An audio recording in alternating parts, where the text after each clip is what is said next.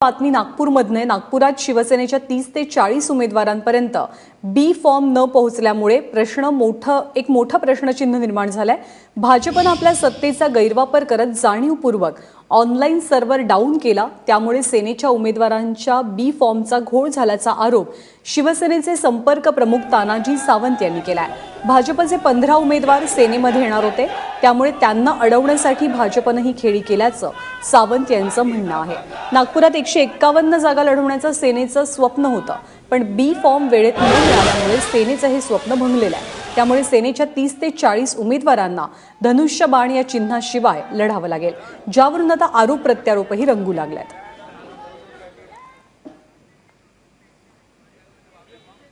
आपल्या प्रतिनिधी सरिता कौशिक सध्या आपल्या सोबत आहे। सरिता, नागपूरमधला हा घोळ नेमका आहे तरी काय? खरंच ज्ञानदा, नागपूरमध्ये शिवसेनेमध्ये हा मोठा घोळच म्हणायला पाहिजे, कारण जर का धनुष्य बाणाचं चिन्ह हे सर्व उमेदवारांना मिळू शकलं नाही तर शेवटी निवडणुकीच्या आधीच शिवसेनेची फाईट ही संपुष्टात आली असं म्हणावं लागेल। आपल्याबरोबर सेनेचे जिल्हाध्यक्ष सतीश हार्डे हे आहेत, आपण त्यांच्याशीच या विषयावर चर्चा करूया। सतीश, हे सगळं नेमकं कसं घडलं? जवळजवळ 40 उमेदवार आहेत ज्यांना अजून ज्यांना बी फॉर्म हा उशिरा पोचला, याचं कारण काय? त्याचं असं आहे की आमच्या संपर्कामध्ये आणि संपर्क प्रमुख माननीय तानाजी सावंत यांच्या संपर्कामध्ये आपल्या शिवसेनेच्या संपर्कामध्ये भाजपचे आणि काँग्रेसचे काही नगरसेवक, त्यांचे पदाधिकारी, मोठे पदाधिकारी आमच्या संपर्कात होते आणि त्यांना आमच्या पक्षाकडून त्यांना तिकीट हवी होती। परंतु त्याच्याकरता त्या ऑनलाईन जो अर्ज करावा लागतो त्या अर्जामध्ये त्यांनी त्यांच्या पक्षाचं नाव मेन्शन केलं होतं। तसे भाजपचे पदाधिकारी असतील, भाजपचे उमेदवार असतील, काँग्रेसचे असतील उमेदवार असतील, त्यांनी त्यांच्या पक्षाचं उमेदवारीचं जो चिन्ह असते, त्यांच्या पक्षाचं जे चिन्ह असते त्यांनी तिथे मेन्शन केलं होतं। जर भाजपचं असेल तर त्यांनी कमळाचं भाजपचं नाव मेन्शन केलं होतं, काँग्रेसच्या असेल तर काँग्रेसचं नाव मेन्शन केलं होतं। त्यामुळे त्यांना आम्ही सांगितलं का तुम्ही आमचा ऑनलाईन अर्ज तुम्ही दुसरा करा, शिवसेनेच्या नावाने करा आणि तुम्ही आमच्याकडे या। त्यामध्ये तो वेळ निघून गेला आणि त्याच्याकरता आम्ही काही फॉर्म होल्ड करून ठेवले होते।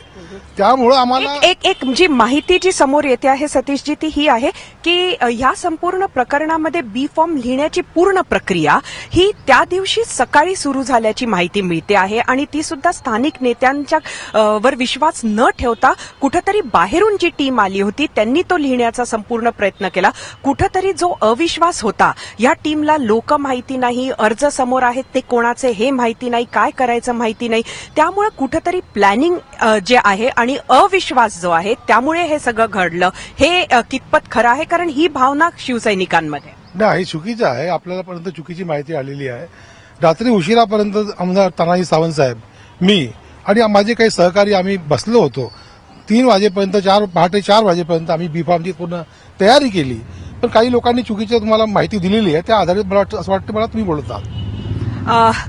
एक अजून जो प्रश्न समोर येतो आहे की आता हे जर का चिन्ह या लोकांना मिळालं नाही तर मग काही जाहीर समर्थन देणार का? हो, त्यांना बरेचसे असे उमेदवार आमच्याकडे आलेले आहेत आणि इंडिपेंडंट उमेदवार सुद्धा आमच्या संपर्कामध्ये आहे।